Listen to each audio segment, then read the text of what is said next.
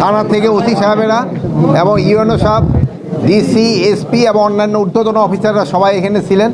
তাদের সম্বন্ধে এই আগামী 12 তারিখে যে কথা কম কন আগামী 12 তারিখে যে আমাদের জাতীয় নির্বাচন, ওই সম্বন্ধে এখানে আলাপ হয়েছে। এখন তাদের প্রস্তুতি খুবই ভালো, তাদের এখানে প্রস্তুতি খুবই ভালো। আপনারাও তাদের সবসময় সহযোগিতা করে যাচ্ছেন।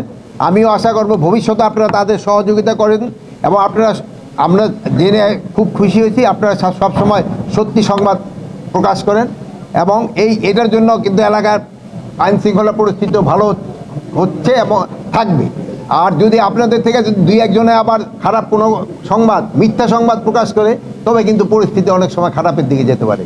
তাই আপনাদের কাছে আমি অনুরোধ করব, আপনারা যেভাবে সত্যি সংবাদ প্রকাশ করে যাচ্ছেন ওইভাবে প্রকাশ করে যাবেন। আপনারা সবাই ভালো থাকেন, দোয়া করি।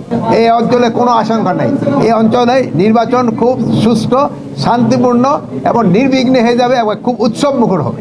শোনে না, এই যেদিন ভোট শেষ হয়ে যাবে সেদিনও আবার তার দিকে কি ভোট কি হয়ে গেছে, এরকম কিছু থাকবে। রেজাল্ট দেওয়ার পরে বলবো ভাই রেজাল্ট কি হয়ে গেছে, মানে এরকম তো কারো প্রশ্ন থাকবেই। আগের ট্রমা কোনো রকমের কোনো সংশয় নাই, কোনো রকমের কোনো ট্রমা নাই, সব ঠিকঠাক মতো হবে।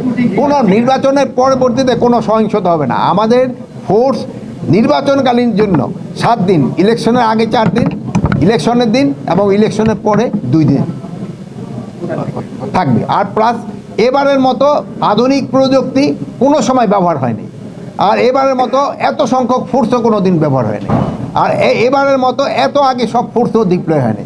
আপনারা জানেন প্রায় 1 লক্ষের উপরে সেনাবাহিনী, 5,000-এর মতো নৌবাহিনী, 4,000-এর মতো কোস্টগার্ড, নেভি আছে 3,500-এর মতো, আমাদের পুলিশ আছে প্রায় 1.5 লক্ষের মতো, 37,000 আছে আমাদের কি বলে বিজিবি, এবং র্যাব আছে প্রায় 9,000-এর মতো।